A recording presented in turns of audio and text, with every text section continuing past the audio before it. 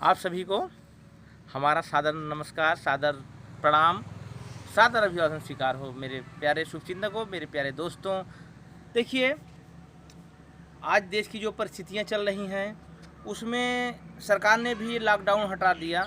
अब ये आपकी जिम्मेदारी है, ये आपकी रिस्पॉन्सिबिलिटी है कि आप इस कोरोना की महामारी से या इस बीमारी से अपने आप को कैसे बचाते हैं। इसलिए आपको जिम्मेदार होना होगा, समझदार होना होगा और अपने परिवार, अपने समाज की जिम्मेदारी खुद लेनी होगी।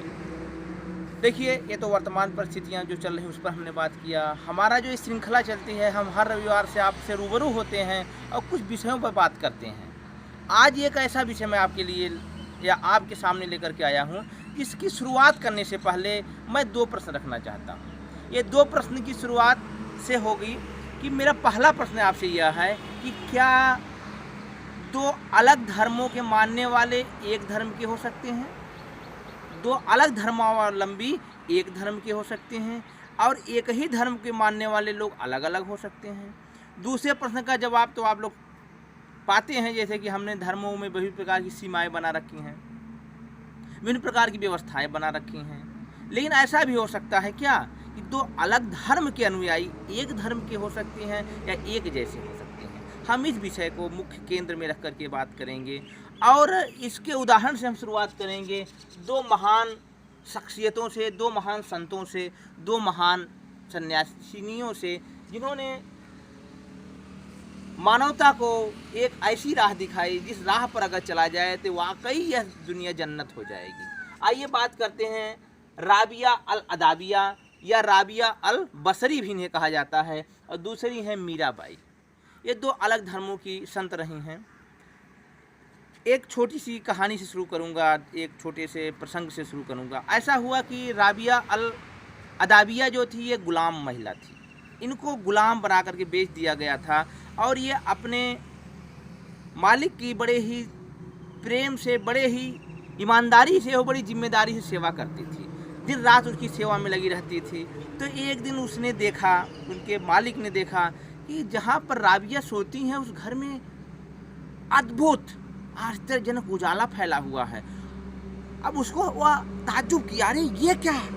वह जाकर के उसने देखा तो देखा कि राबिया किसी रूहानी दुनिया में, किसी ऐसे विचारों में खोई हुई हैं जिसको देख करके उसके ताज्जुब हुआ और वह बातें कर रही हैं, या अल्लाह, हे मेरे परवरदिगार, हे मेरे महबूब, मुझे समय नहीं मिल पाता तुम्हारी इबादत करने का, तुम्हारी सेवा करने का, क्योंकि मेरी जो दुनियावी जिम्मेदारी हैं वो बहुत ज़्यादा हो गई हैं। इसलिए जो भी मैं बन पड़ता है मैं तुम्हारी सेवा करती हूँ, तुम्हारी इबादत करती हूँ। अगर तुम्हारी खिदमत में कुछ कमी रह गई हो तो मुझे माफ़ करना मेरे परवरदिगार।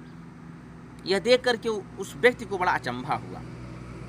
मालिक उसने कहा, अगले दिन बुला करके कहा, देखो राबिया, मैं तुम्हें अपनी गुलामी से मुक्त करता हूँ, अब तुम आज़ाद हो अपने परवरदिगार, अपने महबूब की सेवा के लिए, अपने आराध्य की सेवा के लिए। इस प्रकार से राबिया को आज़ाद कर दिया जाता है, उसकी गुलामी को ख़त्म कर दिया जाता है। अब दूसरी एक वाकया आप लोग जानते होंगे राणा कुंभा के बारे में। राणा कुंभा से शादी हुई थी मीराबाई की।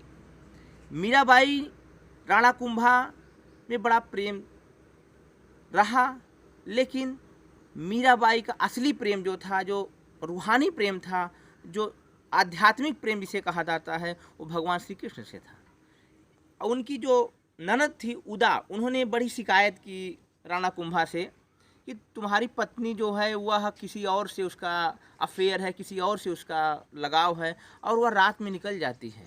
अब राणा कुंभा एक दिन अपनी बहन के साथ जाते हैं, देखते हैं श्री कृष्ण के मंदिर में मीरा बिल्कुल मग्न है, वह श्री कृष्ण से बातें कर रही है, उनकी मूर्ति से बातें कर रही है और एक दूसरे के बीच संवाद चल रहा है।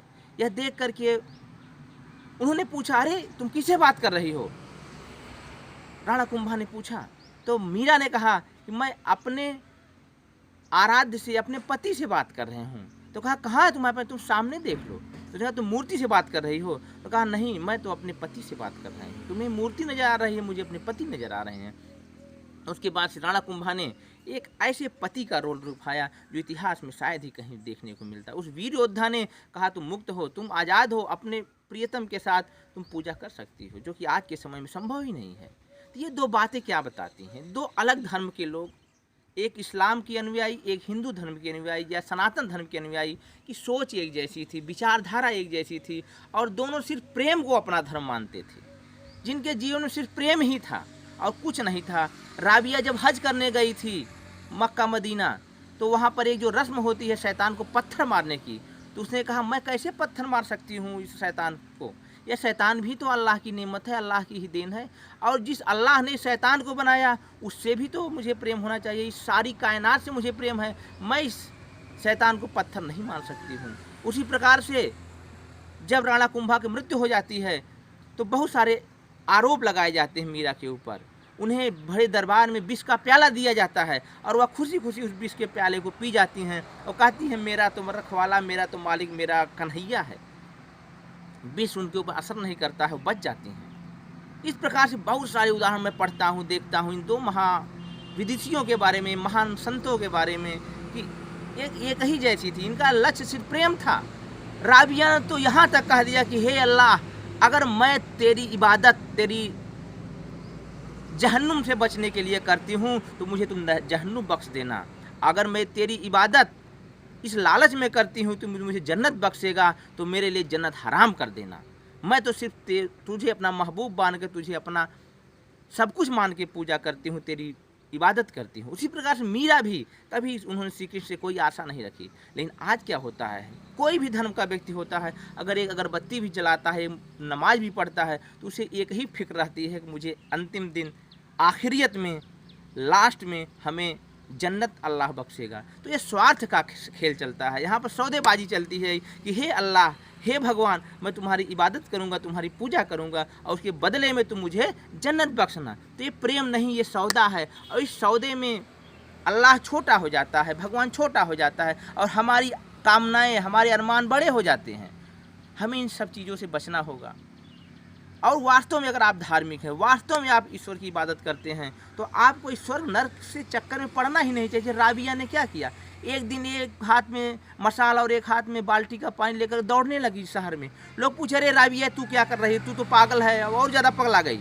उसने कहा कि मैं उस जहन्नुम की अजाब की आग को इस पानी से बुझाना चाहती हूँ और इस मसाल से उस जन्नत को जलाना चाहती हूँ। जिसके प्रेम में, जिसके स्वार्थ में लोग अल्लाह की इबादत करते हैं, मैं तो चाहती हूँ कि लोग अल्लाह की इबादत, भगवान की इबादत सिर्फ अपना धर्म समझ करके, अपना कर्म करके समझें। तो इन बातों के साथ बहुत सारे वाक़े हैं, बहुत सारे कथाएं हैं जिनको मैं बताना लगाऊँ तो मेरा वीडियो बहुत बड़ा हो जाएगा।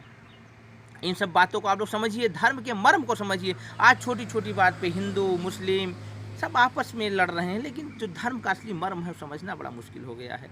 ये मेरा छोटा सा प्रयास है, इसको आप और बृहद रूप में समझिए, मेरी बातों का खुद एनालिसिस करिए, संभव हो तो कमेंट करके मुझे भी सूचित करिए, मुझे बड़ी खुशी होगी।